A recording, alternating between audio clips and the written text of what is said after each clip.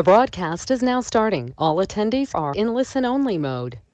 Good morning, everyone.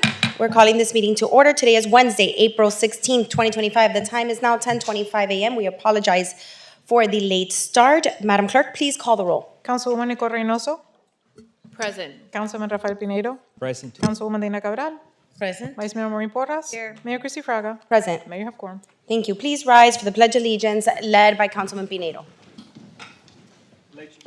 To the flag of the United States of America and to the republic for which it stands, one nation, under God, indivisible, with liberty and justice for all.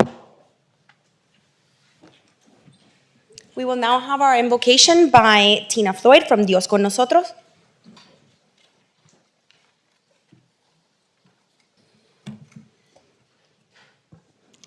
I want to say hello to all of you guys. Thank you for your serving time because we know that without you, anything is going to happen here in Doral. God bless you, and God bless you for all the people that attend here today. Heavenly Father, we come before you today with humility and a cry for our city. Lord, bring unity to our streets, among our families, and within our leaders. Let the walls of division fall and raise up a spirit of love and fellowship. Your word said in Psalms 131:1, behold, how good and how pleasant it is for brethren of well together in unity. May that unity be the song of our streets and the peace of our homes. We pray for renewed faith in our hearts, a living faith that transforms, that brings light where there in darkness. As Hebrew 11:1 declares, now faith is the substance of things hoped for, the evidence of things not seen. May that faith take root in every corner of our city. Today, we especially cried out of the mental health of our youth. Lord, many walk with invisible bonders, with silent pain. You are the God who sings and heals, as written in the Psalms 34:18. The Lord is close to the brokenhearted and saves those who are crushed in spirit. Bring rest, renew minds, and heal hearts. Raise up a generation free for depression, filled with purpose and peace. May our youth know that in you there is hope and that they are never alone. In the powerful name of Jesus, amen. Amen. Thank you, Pastora. Okay, we have the agenda order of business. Madam City Manager's Office, do you have anything? No? Mr. City Attorney? Thank you, Mayor. Yes, I'd like to ask for the item that's going to be heard in the evening, 20B, to be deferred indefinitely. This is a Century PUD item. And also, I have a laydown item with regards to an amendment to a settlement agreement with Oasis. I'd like for this item, if possible, for the vote to be taken to permit the laydown and for the item to be heard later this evening. Okay, I believe we have other laydown items, so we'll take the votes for the laydown items right after we hear items to be pulled. Thank you, But Mayor. your laydown item is noted. Councilman Pinedo? No, I'm good, Mayor. Thank you. Thank you. Vice Mayor Porras? Nothing. Okay, Councilwoman Reynoso? No, Mayor. You do have a laydown item, do have a correct? laydown, yes. Okay, we're gonna hear that right after this. Thank you. Councilwoman Cabral? Yes, I would like to pull C, D, M, and P. 6C, 6D, 6M, and 6P.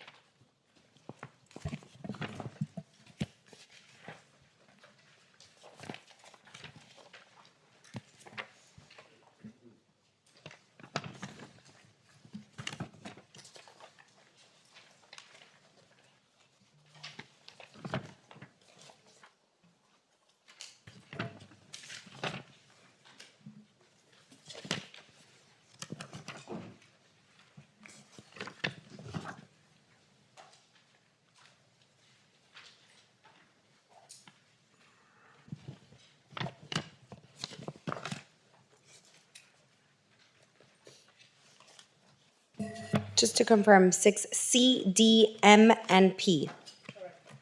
Correct. Okay. Is that all? Yes.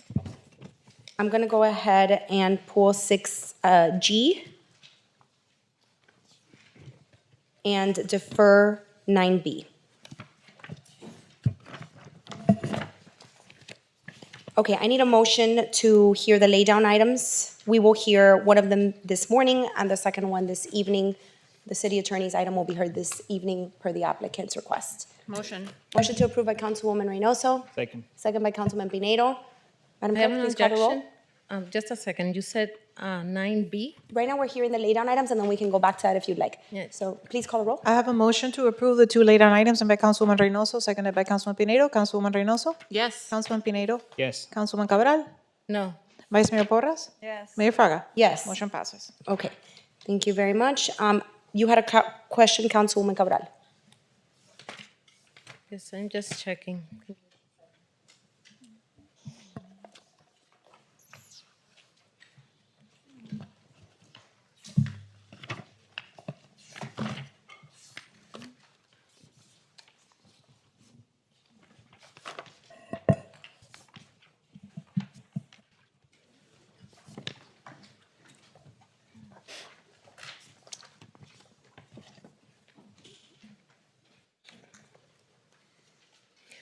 If it's not my understanding, you remove 9B. Correct. It is 9B is being deferred. So that's the Dodge. So it's my item that you're deferring. We're deferring the item. Okay, you're deferring my item. So there will be no discussion, I guess. Thank you very much. Okay, we will now move on to public comments.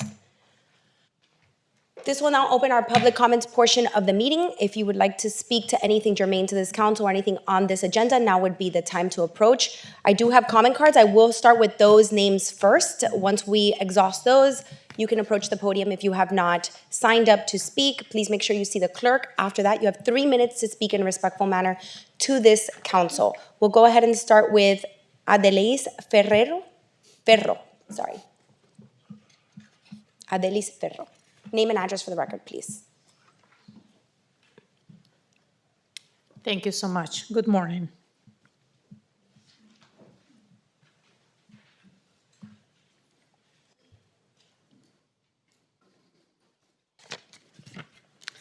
My name is Adelis Ferro.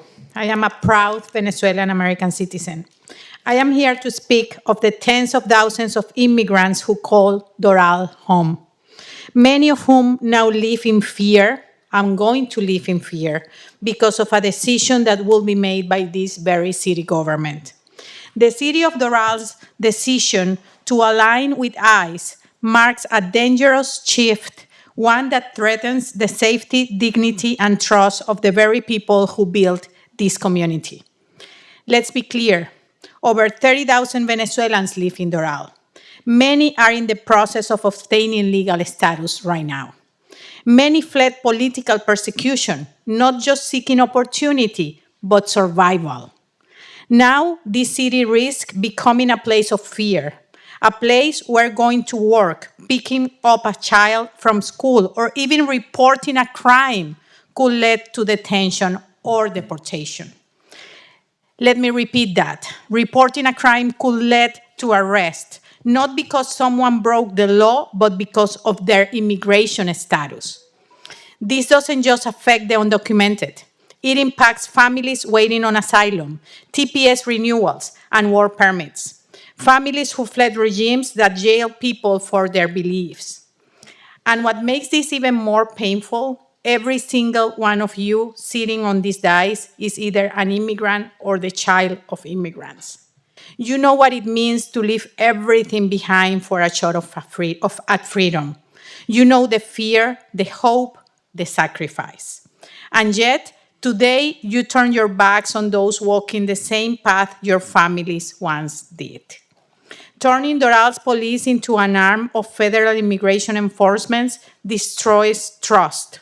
When people fear the police, they don't report crimes. Victims stay silent.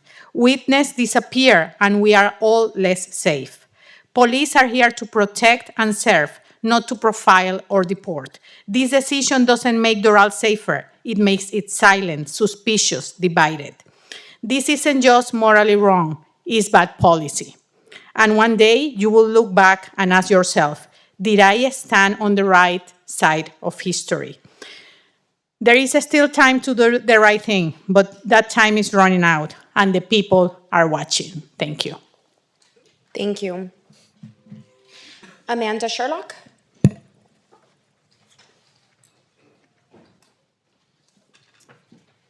Good morning, everyone, council members. Amanda Sherlock, 9960 Costa del Sol Boulevard. I have been a resident of Doral for 20 years and a U.S. citizen for 13. So yes, I am an immigrant too.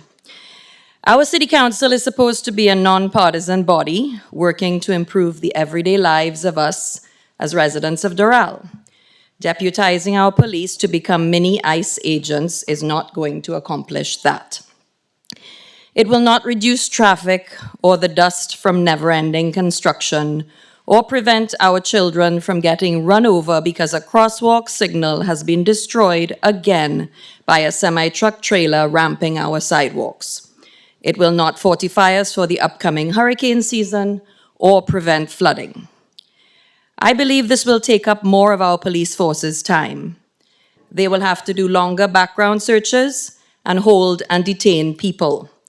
They will not be focused on what they should be focused on, which is making the lives of the residents of Doral safer. The memo says it will have $0 fiscal impact. I disagree, because our police will be less effective, and ineffectiveness costs money. I don't want my tax dollars to go to funding human rights abuses. That is not something I agreed to when I became a resident of Doral over 20 years ago. It's bad enough it's already happening with our federal tax dollars. Instead of feeding poor children or curing AIDS in Africa, we are now paying foreign governments to disappear human beings from US soil without due process. I do not want my name associated with unconstitutional callousness and cruelty.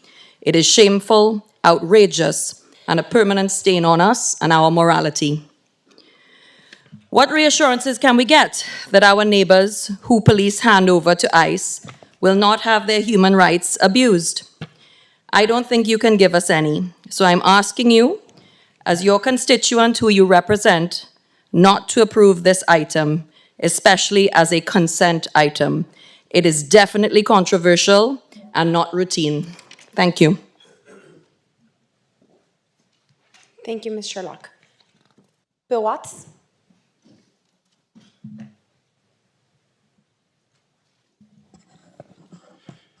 Good morning, City of Doral, our mayor and council. You all look wonderful up there. And everybody here, welcome to you as well. My name is Bill Watts. I am one of the original founders of the City of Doral, and I'm a veteran and also have a nonprofit called VetInfo that works with disabled veterans. One of my missions several years ago was to bring the city, the residents, and the military together. So I'm here today as there has been changes with the way things are done in appointments of advisory committees, as a resident to request from the city that on Memorial Day that we please have the park open, have it available. If the city could also, as they've done in the past, provide a wreath. I will work with some of the local nonprofits such as VetInfo and Bristol Hospice to see about getting sponsorship from some of the small items. But if we could have the park, a wreath, and maybe 2 police officers available that day for a informal event that we've done since 2018 to show our gratitude to those that have given their lives in service for this country. So with that said, I thank you very much, and hopefully the council and mayor can fulfill that request. Thank you. Thank you very much, Mr. Watts. We will make sure to talk to administration to accommodate those requests. Okay, Zora Karashi?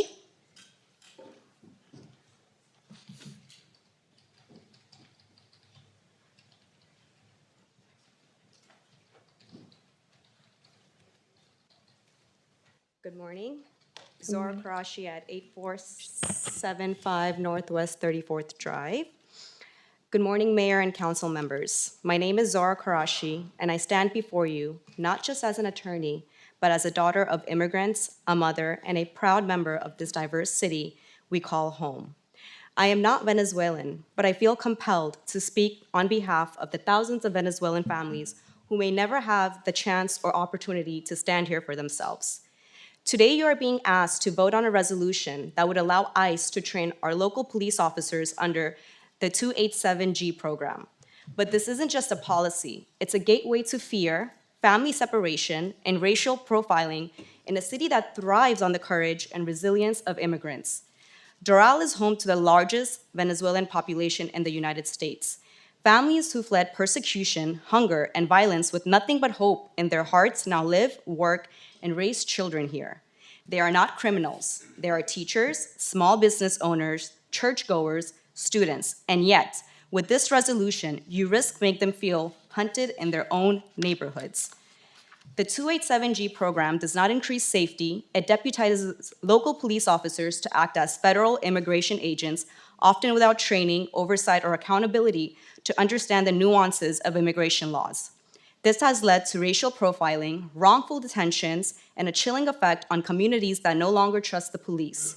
Not because they're guilty of anything, but because they're afraid their skin color, their accent, or their immigration status could cost them everything. Let me be clear. This is not about politics. It's about people. It's about mothers too afraid to call 911 when they're abused, workers too afraid to report wage theft, and children terrified that their parents won't come home. You were not elected to represent a party or a political agenda. You were elected to represent the people of Doral, their safety, their dignity, and their right to live without fear. We are not asking for favors. We are asking for humanity. Please reject the Resolution 6P.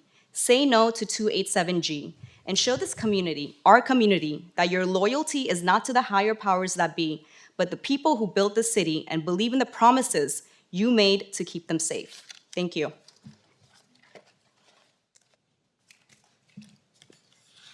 Juan Cuba.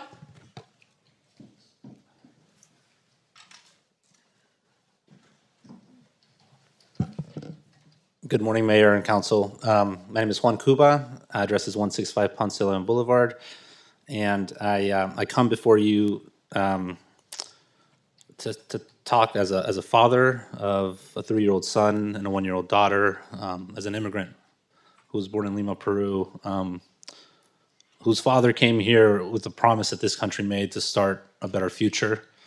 And we have, and like many immigrants that leave everything behind, with that promise of refuge, some with the promise of protection from oppression and communism, with status that is now precarious because this administration is stripping that away from Venezuelans, Nicaraguans, Cubans, Haitians, and others. The agreement that is before you, and I want to thank Councilwoman Cabral for pulling it from the consent agenda. 287G was around before, under less toxic times. It was pulled in 2012 after investigations by the Department of Justice because it had led to racial profiling. Famously in Arizona and North Carolina, and even in the panhandle of Florida, we are in much more toxic times where there's attacks on immigrants directly coming from this president and the White House, when there's talk of even, you hear Stephen Miller and Steve Bannon, Stephen Miller being in the White House, talk about potentially denaturalizing people. I'm naturalized. This impacts me. An agency that feels emboldened because we have an administration that's ignoring due process and ignoring court orders. I want to tell you also that some of you might feel like this is required of you by state law, and it's not. Governor DeSantis had made proposals in the first special session that would have required this. There was a requirement for every city to enter into the task force model agreement. There was a requirement for 10% of your police force to be designated as ICE officers. Those were soundly rejected by the legislature. It was special sessions B and C where they actually passed and created the State Immigration Board. The city of South Miami has a lawsuit currently filed in Leon County that is asking a judge, hey, is this required or not? Because what you're being told by the governor and by the AG is that every city must sign this thing, and you cannot, or under threat of removal or under threat of other political repercussions. That is not, again, I would ask that you all wait to see how that lawsuit ends up. There's no deadline in state statute that says you have to sign this today. You can defer the item. Give it time to see what the judge says, if this is actually required by state law. Give you 20 more seconds, please, to wrap up. I just,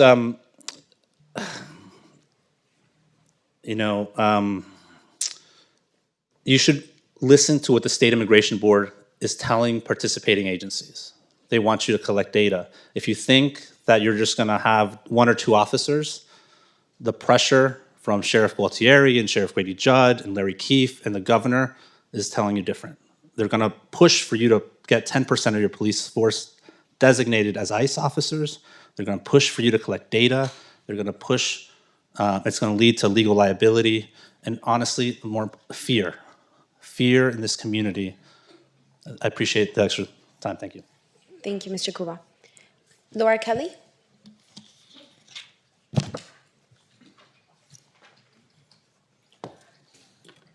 Good morning, Mayor. Good morning, council members. Laura Kelly, 4321 Northwest 81st Avenue. I've been a Doral resident for over 11 years. I'm an immigration attorney and a Doral business owner. I urge you to oppose any effort by Doral to enter into a 287G task force model agreement with ICE. Let me be absolutely clear. This agreement is not required by state law. In fact, the city of South Miami has filed a lawsuit challenging the state's overreach, and during the most recent legislative session, lawmakers explicitly rejected proposals to make 287G task force agreements for all police departments. The legislature had a chance to require this and chose not to. What they did create is a state immigration enforcement council, which is already burdening local police departments that choose to participate with these problematic directives, including collecting and reporting detailed data on every stop involving suspected undocumented immigrants, gathering personal information even when there's no criminal conduct, and pressuring departments to deputize at least 10% of their force as ICE agents. This isn't about public safety. It's about turning local police into immigration agents and advancing a political agenda. That undermines community trust, diverts local resources, and exposes the city to legal liability. Our police should focus on keeping Doral safe through community policing, not immigration enforcement. When police start acting like ICE, it creates fear, not safety. Immigrant families stop reporting crimes, stop cooperating as witnesses, and stop calling 911.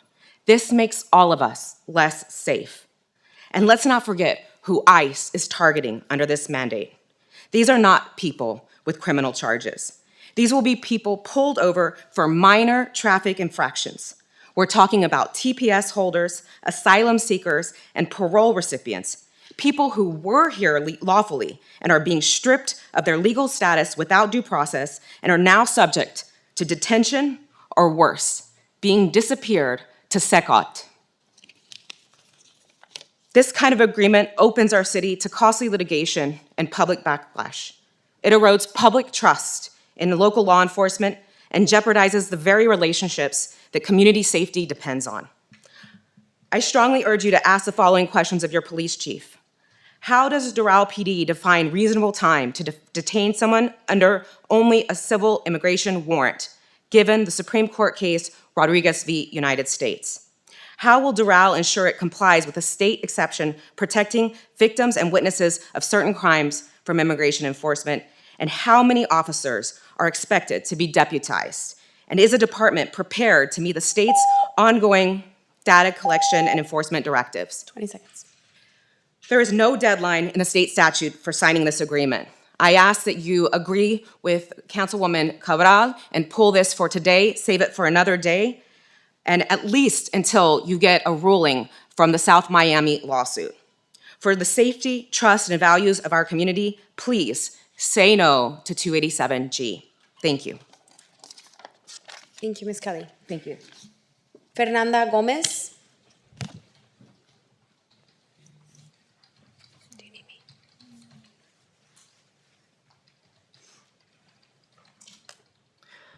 Good morning, everyone. My name is Fernanda Gomez, 9874 Northwest 52nd Terrace, Doral, Florida 33178. First of all, I want to say I feel deeply aligned and very grateful for all the comments shared by the residents today who spoke for me. So now I just want to thank the organizers and the city of Doral for the incredible run Doral done this past Sunday on April 13. As a resident who had the chance to experience it, I can truly say it was magical and beautifully organized. It brought together family, health, and community in a way that left a lasting impression. Events like this represent us as a city, reflect who we are as citizens, and set an example for other cities to follow. Thank you so much for making this possible. Thank you, Ms. Gomez.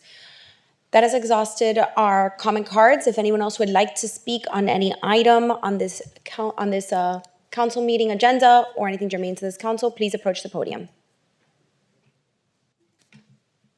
Opportunity going once, twice.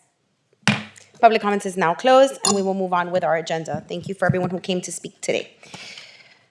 All right, I need a motion on the consent agenda. Before that, Madam Clerk, can we please read the order of the agenda? Absolutely, Mayor. It'll be all of the items on Section 6 with the exception of 6C, 6D, 6G, 6M, and 6P.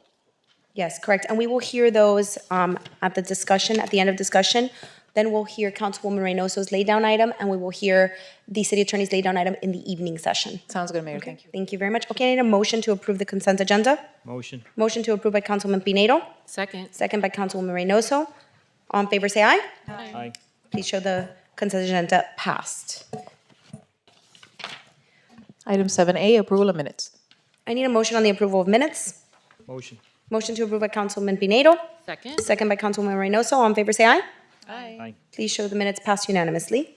We'll now move into presentations. Item 8A, presentation, Keep Doral Beautiful Business Award. Thank you. Mr. Del Toro, please join us.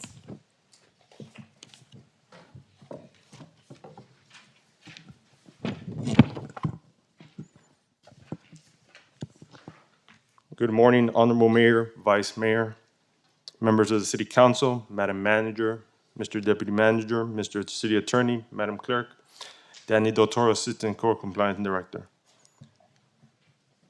This month, we are pleased to recognize Seagis Property Group for their outstanding commitment to keeping Doral beautiful.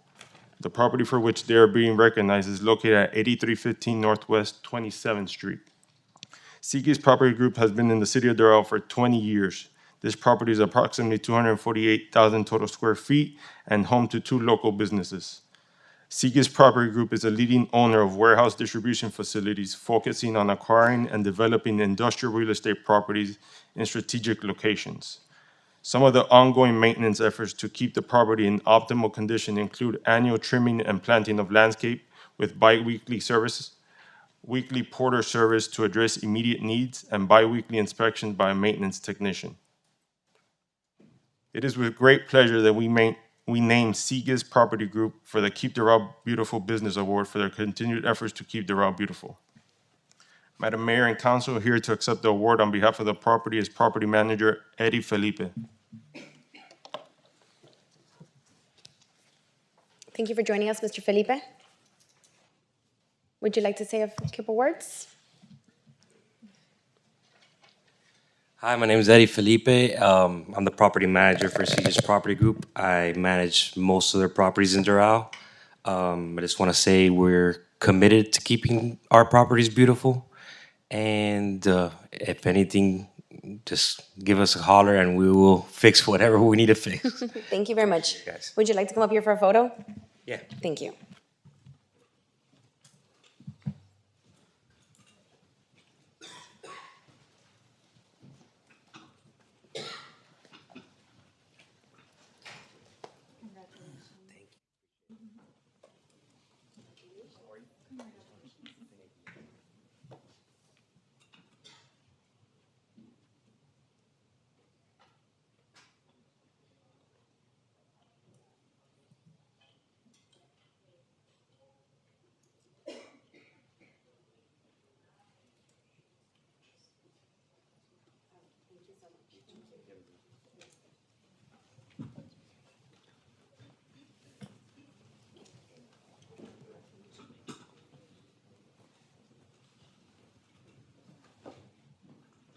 Okay, Madam Clerk, we're going to move on to the discussion items. I do want to mention very quickly, because I just noticed the time, it's 10:55. I was going to recess the meeting at 11:30 today, because we do have a funeral we need to go to of an elected official that passed last week. I know that there was a lot of items pulled. When we recess the meeting, these will be taken up in the evening. But we do have a commitment that we need to get to, so I think the latest we can go is 11:45. So we'll try and get through as much as we can, but there may be a recess till the evening. Okay? Thank you. Item 9A, a resolution of the mayor and the city council of the city of Doral, Florida, supporting a partnership with the Alpha 421 Group for a temporary black box theater at Doral Cultural Arts Center for the performance of The Walls Have Ears, Las Paredes Oyen, providing a timeline for setup and performance days, providing for authorization, implementation, incorporation of recitals, and an effective date. Thank you, Madam Clerk. This is my item. I'm going to be as brief as possible. So for quite a while now, we've had a lot of requests to have theater in our community.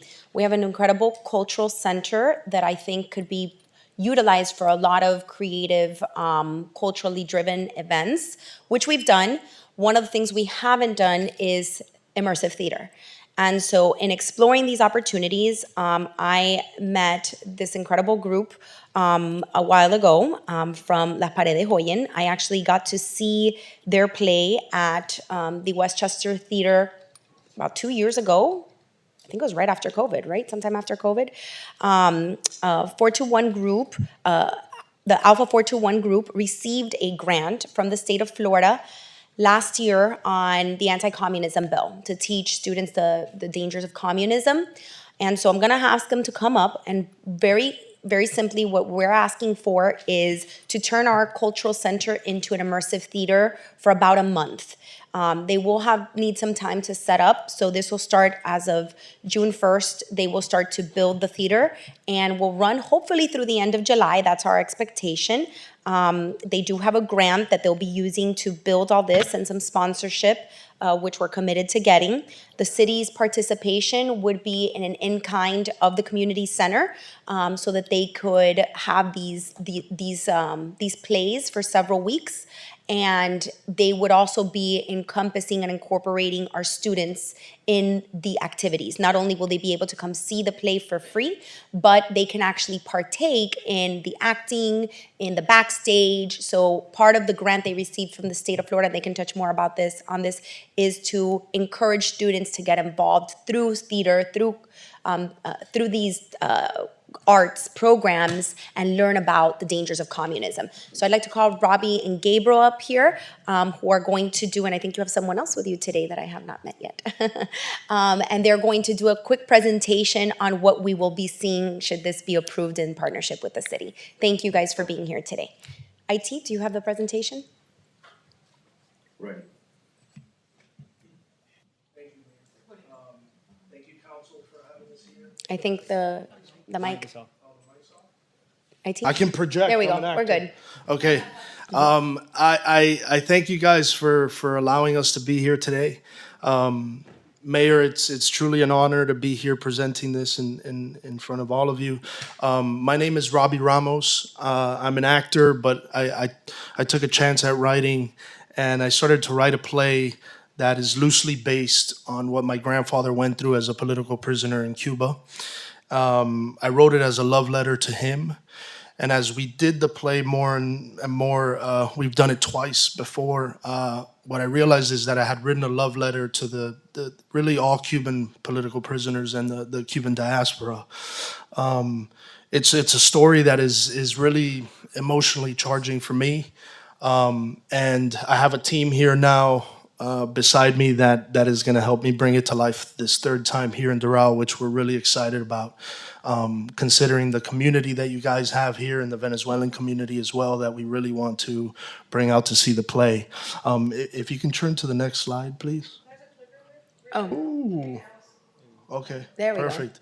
So the play is a one-act drama. It takes place during the Cuban Missile Crisis, and it goes back and forth between a Cuban prison and a Miami radio station in 1962. Sorry, how do I? There we go. Other one. Nope. Not doing it. There we go. There we go. This play is really a play that I wrote about 4 years ago, and it's for the American public. You know, I really wanted to make sure that the message of freedom of speech and expression is one that I carry very deeply, and that I think is squarely in the narrative of this story. And now that we're being able to have students come to see the play for free, it's really going to open up our horizon to be able to bring in this younger generation that I think it's a message that they really should hear. Let me see if I can move this next one. Yeah, we did it twice before. We did it at the Westchester Cultural Arts Center and at the American Museum of the Cuban Diaspora. Both times the play was extended. And this summer, we hope to bring it here to the city of Doral and really, show this play to a new generation of Cuban and Venezuelan generation and really all of the citizens here at Doral.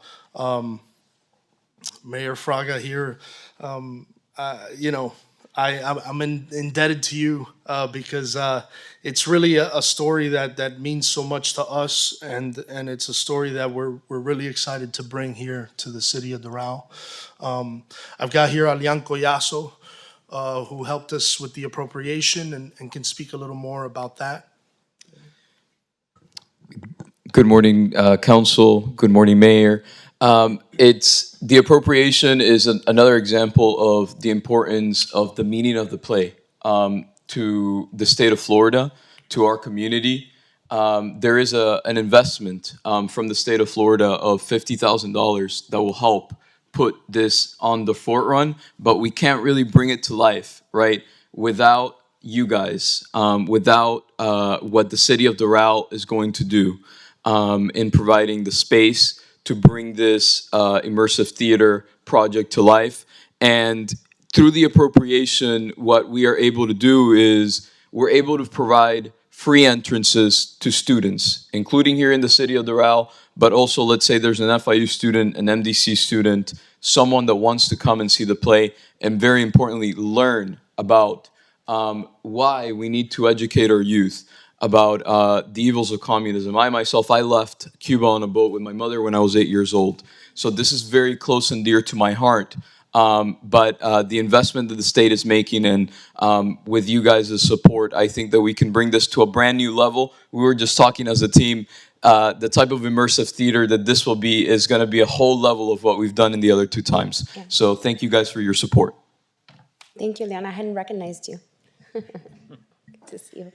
Good morning. My name is Gabriel Bonilla. I'm the director of Las Paredes Oyen. I'm just going to touch quickly on sort of the immersive component and how this works so you guys get a very quick idea of what we're proposing and what we want to do in the space. And so let me talk about the actors first. We have an incredible group of actors. Susana Perez, who really needs no introduction, but is a staple in the Cuban community as an actress, in telenovelas, in theater, everywhere. Hector Medina, who just finished playing opposite Al Pacino in a new feature film that should be coming out very soon. Ariel Texido is also another staple in the Miami acting community. Diane Garriga, who just finished an episode of Law and Order. And we have Bill Schwartz, who used to be a police officer and transitioned into acting and has been the biggest gift to us in this play. It says set design up here, and these are old photos of what we've done in the past, but I'm going to walk you through this real quickly. As an immersive component, the space is going to be transformed from the moment you walk in. Both spaces, the lobby inside. The way that this show will work is you can watch the show about 3 or 4 times and see something new every single time. At no points do the actors get off stage. There's no true blackouts. The actors may touch you, they may speak to you, they may walk around you. You watch it in the round, and whatever's happening on stage is constantly living. So there are 3 stages or 3 main components: the prison cell in Cuba, the office of the prison cell, and a radio station in Miami. And while things are happening simultaneously, things may be quieter on one side, but the stage is still living, and it's in real time. So you can watch the show again about 3 or 4 different times and catch something different. We're going to have the opportunity to have the students as well part of this immersive experience. So I don't want to give too much away, but as you get into the show, there are areas that are going to be active and sort of lively, and we want to allow the students to participate and be the actors in those moments, as well as backstage as assistant stage managers, costumes, lightings. They can run our soundboards. There's opportunity for anyone who's interested, and we kind of want to hold auditions and sort of like make it a fun experience for the students to showcase what they're interested in and their talents, and how we can allow them to participate with us. And of course, we're going to be showcasing the artwork of Kiki Valdez, who was inspired by the show when he came to a reading, and he came to us and was like, "Hey guys, can I do a series of paintings based on the show?" And we said, "Yeah, why don't we do this together?" So these are just a few of his paintings, but there's also an artistic immersive component as well before the show, and during the show, all these paintings will be displayed as well. Some of our partners, Robbie, you want to touch on partners? Sure. Yeah. Yeah. Because Cultura's on there. Yeah. Havana Club, that's now made by Bacardi, has been a big partner of ours ever since we did Amparo a couple years ago. Cuban Freedom March, Alian is one of the founders, and Cultura Media House is a creative agency that we're working with. So these are 3 partners of ours right now that we're bringing along for this ride here in Doral. I think that concludes our presentation. Yes. Thank you all for having us. Thank you, Robbie, Gabriel, Alian. So basically, just 2 things I want to point out as well. The play will be completely bilingual. Don't leave, guys, just in case there's any questions. Will be completely bilingual. I believe there'll be shows. There's Fridays, Saturdays, and Sundays. Correct.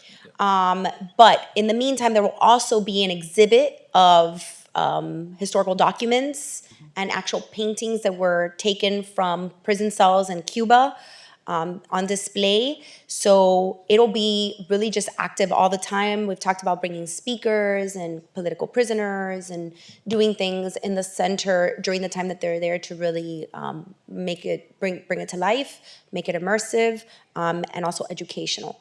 So I think it's a great initiative. They've got the funding from the state, plus some sponsors, and I would really love to see how our cultural, that was my first initial conversation, was that I really want to see how the cultural center works as a theater, since we get so many requests for it to be theater or to try and do theater there. So I think it would be great to do it with someone or an organization that not only has done it before, but also and understands the permitting process and everything we have to do, but also has the funding. That's always the hard part in the city, to put everything, it's taxing on us. So hopefully I have the support and we can move forward, and this will come to life in June. I think we're looking to do our opening night the 13th. June 13th. And it will run for a month, and hopefully sales of tickets are good, and we can go all the way through July 20th. Also, I want to mention, they're committed to giving 20%, 15% or 10%, I forgot we said. I don't recall. A percentage of the sales will go to Parks and Police for kids for the tickets. Yes. I think we had said 15%, right? Could be, yeah. 15% of the tickets. They've been very transparent with their budget and what it would cost to pay the actors and everything, but a percentage of the sales will go to Parks and Police for kids to raise money. So it's a great cause, and if there's any questions, please feel free to ask them, and if not, then we need a motion to approve. Mayor, Yes, I think Councilman this is Pinito. great, so a motion to approve. Yeah. Thank you, Councilman. Second. Second by Councilman Reynoso. Any questions? Okay, being none, from now, you'll work with staff. I mean, I know we've all been working together with staff as well, but we look forward to having a great, successful event. We're going to have a media night, so we hope you all participate. Thank Madam you. Clerk, if there's no other additional questions, please call the question. Motion to approve made by Councilman Pinedo, seconded by Councilman Reynoso. Councilman Pinedo? Yes. Councilman Reynoso? Yes. Councilman Cabral? Yes. Vice Mayor Porras? Yes. Mayor Fraga? Yes. Motion passes. All right, thank you very much. We look forward to working with you all. Thank you. Have a good afternoon. Okay, we move on to item 9B. Item 9C. Oh, I'm sorry, yes, Resolution of 9C. the Mayor and the City Council of the City of Doral, Florida, establishing a policy requiring elected officials to reimburse the city for unused event tickets or table seats purchased with city funds when they fail to attend and do not provide a designated representative, providing for authorization, implementation, incorporation of recitals, and an effective date. Thank you. This is Councilwoman Reynoso's item. Thank you, Mayor.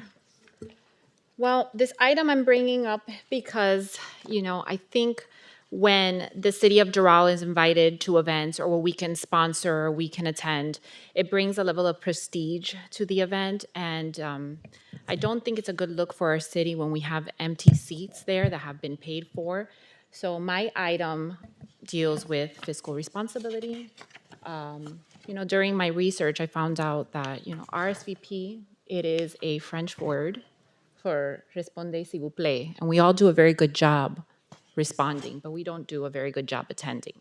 So my item brings in a payback system where if we paid for a seat, the city should be reimbursed if you did not attend that event that you RSVP'd to. And I would like to make an amendment on my item in the section 4. Originally, I have here, exceptions to this policy may be granted under extenuating circumstances such as medical emergencies or unforeseen conflicts at the discretion of the city manager, and end it there. Okay. That's all.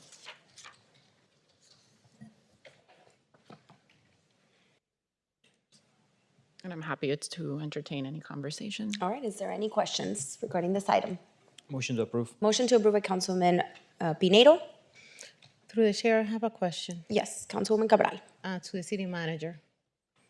Through the item, you are the one that's going to approve or accept the absence? Yes, ma'am, that is what the resolution says. My concern is that it says that we have to provide 48 hours at least notice. There's circumstances where someone wake up that day or before going to this event that they might feel bad physically, some of their children or something happens that they are not going to be able to be there. How are you going to handle that? Because sometimes we don't have 48 hours ahead of time to let you know.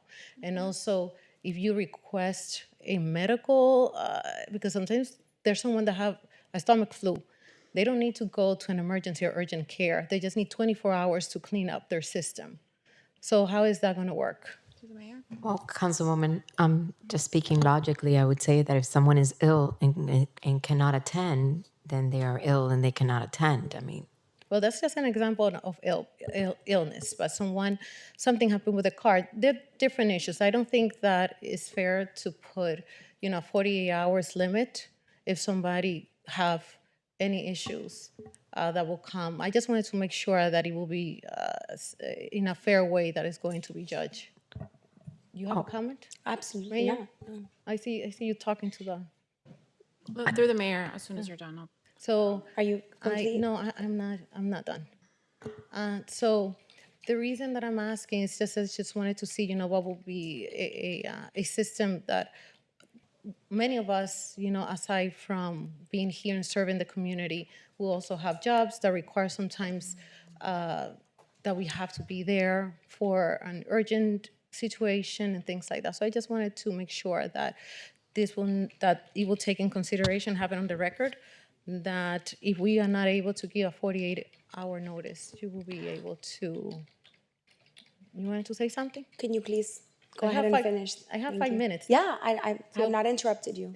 But you keep trying to push me, and I still have 5 minutes. No, that's how it's conducted the meeting, no? Those 5 minutes are ticking right now. Go ahead, please. That's fine. So that's Councilwoman. why, and I apologize for the interruption. No, it's. So I just wanted to, to clarify that and make sure. I know that you are a very fair person, but I just wanted to make sure that that is also taken in account. Well, thank you for that. But The only thing I would like to add is the time is a policy question. It's not my call. But yes, absolutely. If someone is sick, if there's an issue with a car not working, or God forbid, a car accident or anything of that nature, obviously that will be taken into consideration. But the time allotted is a policy question, so that's something that you all have to decide. Would you, Councilwoman, be able then to eliminate the time, or at least to have an excuse that will be then evaluated by our city manager instead of putting a number into the time due to the different circumstances that can happen? And many of us, I mean, we are glad to be able to go to the events, to, like you said, to support and to be there, because it is important for the people that are at performing these events and inviting us to it. Through the mayor? Yes, Councilwoman Reynoso. So I think there's a level of self-reporting, self-governing that we need to be responsible for, right? And I think your comments are very interesting because it kind of gives me a read on your level of integrity, right? Because as public officials, we have to have integrity, right? Do the right thing when nobody's looking. So if there is a family emergency, if there is a medical emergency, I think it is to our discretion to alert, which will now be the city manager, of that excuse. I will not be making a change, though, to the time. Thank you. Through the mayor. Any other questions? Yes, Vice Mayor Porras, go ahead. Councilman, can you just clarify, because the way that I read it is, the policy is you need to notify within 48 hours, but with an exception, right? So is the exception obviously lower, like less than 48 hours, right? Correct. Section 4, I mean, Right. let me see where it is. No, that's the way that I read it. Section 2. Yep, section 2. Is that correct? So, yep, that would be the correct way. Any other questions? I do have one comment just to, clarify something. I think that this policy is warranted because there's been repetitive occurrences. I think each time we have purchased tables or tickets to events, we've noticed that continuously the same people say they're coming and then don't show up, and then we have half a table empty. When those tickets could go to directors that represent the city, they can go to advisory board members. We can invite members of the community that want to participate in this foundation or in this, in this event.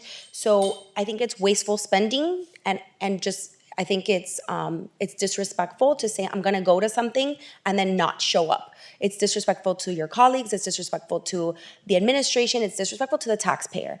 And there's been repetitive occurrences. And so I think this is a great policy. I think it holds us accountable. If you're not going to go to the event, you simply say, I won't be able to make it. And 48 hours should be enough notice to let the administration know that they can invite someone else. Sometimes people get left out from our staff because there's not enough space. And so I think that this is a respectful way of taking care of that. Now, obviously, there's self-governance, and I think that there's common sense. If you woke up that morning and you're really sick, I think that the manager can excuse that absence if there's not repetitive occurrences. If there's repetitive occurrences, then that's just someone not being respectful of everyone's participation and obligations. So I'm going to be supportive of this. I think it's good the way it's written. I think there's common sense. And at the end of the day, common sense is what should govern. So thank you very much. Just to clarify, it's 48 hours, but if there's a medical emergency, extraordinary circumstance, then which would be up to the manager too. Obviously, there would be some understanding, and it should be, if you have an event in the evening, if you call early in the morning because you're not feeling well, like unless it's a car accident, not everybody should be able to see, right? Because there's going to be some evidence to it. But if you're feeling sick and you know you have an event that evening, you should be able to call the manager in the morning or send a text and say, I'm not feeling well, you can go ahead and give my seat away. And maybe the attorney can join us, or maybe the manager comes with someone else, or maybe a director can come, or maybe we reach out to an advisory board member, or maybe someone else in staff can join us, and the seat doesn't stay empty. The table looks bad on the city, and it's wasteful spending. It's sometimes a $150 plate that goes unattended because members of the council didn't show up. So I think that we can move forward with the way it's written. I have another comment, please. Yes, Through- Councilwoman Cabral? On section 4, it says, exceptions to this policy may be granted under extenuating circumstances such as medical emergencies or unforeseen conflict at the discretion of the city manager and approval of the city council. That's what Councilman Reynoso asked to strike out and approve of the city council. It's going So to it will be end at only city manager. City manager. Just wanted to make sure that. Yeah, that was the amendment she made. Okay.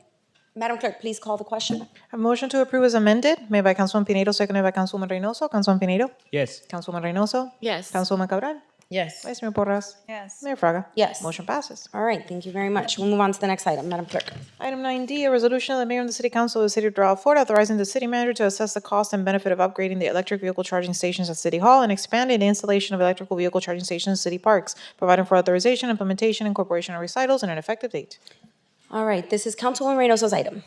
Thank you, Mayor. Yes. So I spoke to a few of our residents, and one of the concerns was, we are a smart city, this is 2025, and charging stations do not take multiple hours to charge a vehicle. So in our city building, we have a few chargers. They take an excessive amount of time to charge. So I think we need to revisit the charging stations that we have and also provide opportunities to our city, provide opportunity to our residents of having additional charging stations at our parks, right? We want to make it easy for people to come, visit our city, our residents come, charge up the car, and not have an issue with that. These are modern times, modern solutions, and I think this is a great step to 2025 and the things that we need to do to modernize our city. Infrastructure improvements. All right.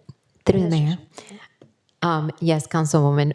We have Carlos Arroyo here, our Public Works Director. He has a presentation and will speak to more or less what our proposal is for the city garage and the parks. Great. Good morning, Mayor, Vice Mayor, Council members, City Manager, City Attorney, City Clerk, members in the public, Carlos Arroyo, Public Works Director. I'm going to go fast because I know you got to leave at 11:30. So we currently have at the government center the existing infrastructure. We have 4 chargers, right? We have all our chargers are charge point.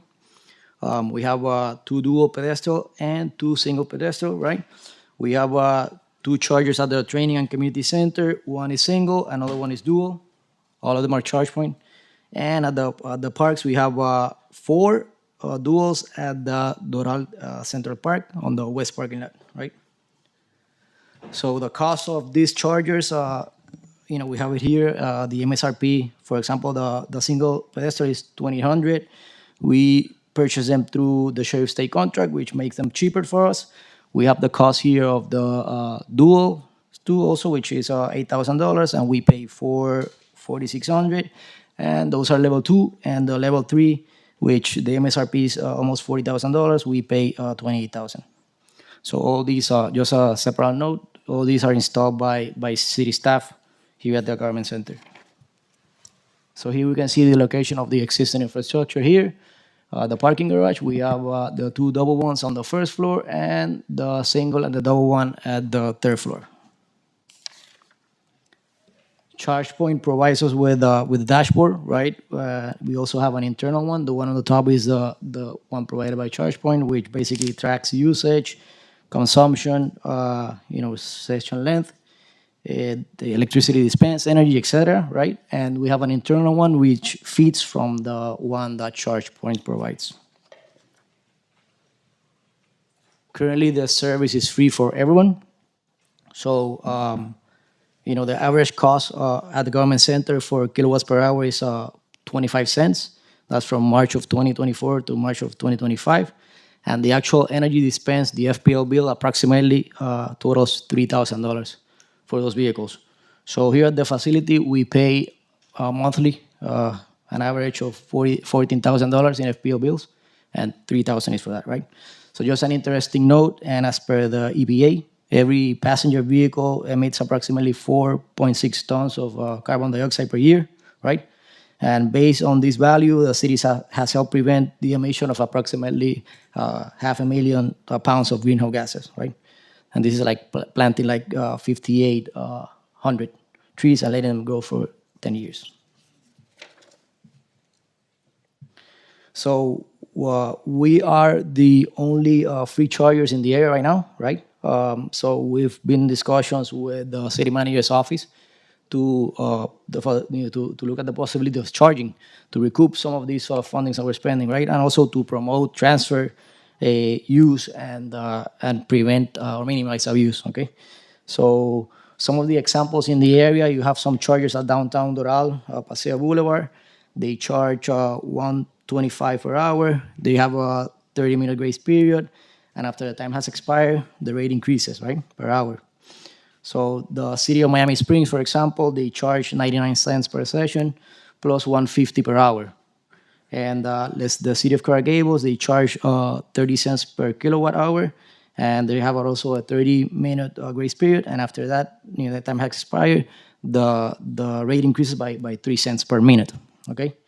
So as per the Car and Driver magazine, the average charging cost in Miami it's 36 cents kilowatts per hour, and the average charging cost in the nation is 55 cents. Okay, so we're gonna look into the possibility of and establish a rate with the city manager's office, and see how we could charge if we're gonna move that route. Right, the current system allows us to have various options. We can have not charge some vehicles, or give a couple of hours free and then increase the charging. There's various options that we could look at. So in order for us to improve the capabilities and increase the infrastructure here at the government center, we apply for a grant. It's called the ECBG, the Energy Efficiency Conservation Block Grant, right? That was awarded by the Department of Energy. So the city got awarded $140,000, right? And it's going to be used for these purposes. So we need to actually increase the electrical panel output, and also install a new transformer, right? So the plan is to add improve the panel, add the transformer, or install the infrastructure, and then add 5 dual pedestal chargers and 1 level 3 single pedestal charger, which will be located on the first and the third floor of the parking garage. So here you have the locations. We currently have 2 double chargers on the first floor. We're gonna add an additional 2, so we're gonna have a total of 4, and 1 level 3, which is the fast one. And we're adding 3 doubles on the third floor of the parking garage. That's gonna give us 17 ports.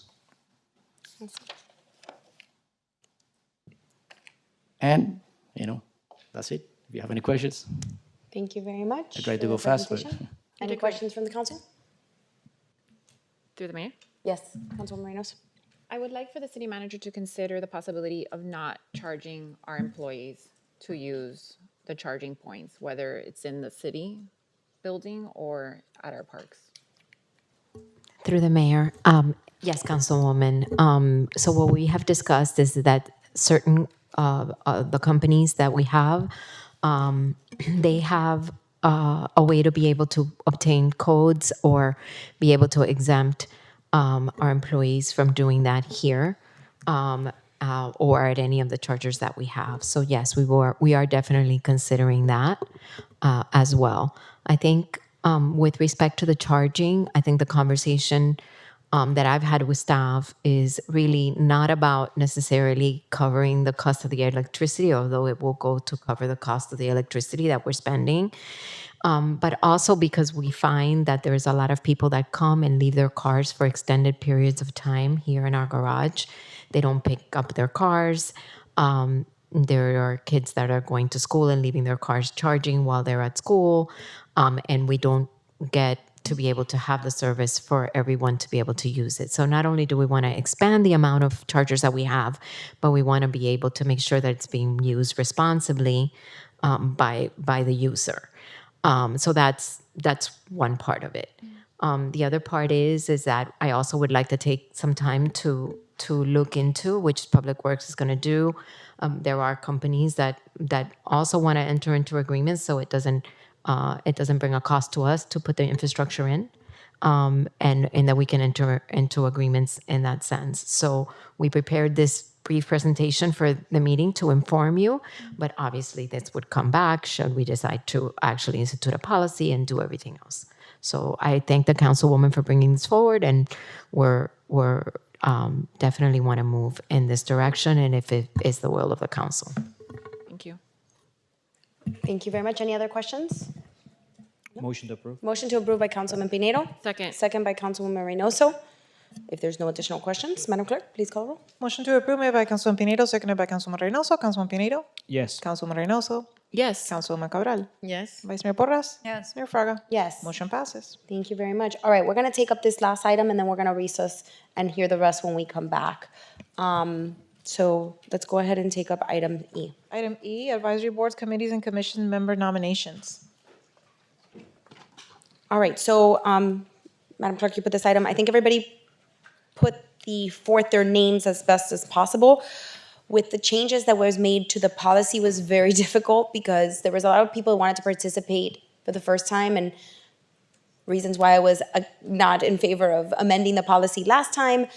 It creates an undue burden on residents who want to start getting involved and haven't been able to participate in the past. So in the evening, we'll be amending the ordinances again so that people can be added. So I foresee that we will be bringing back more names in May. In the meantime, if there's no objection, we can go ahead and move forward with an approval for the current list that's being provided so some of the boards can start meeting. Motion? Motion to approve by Councilman Reynoso. Second. Second by Councilman Pinedo.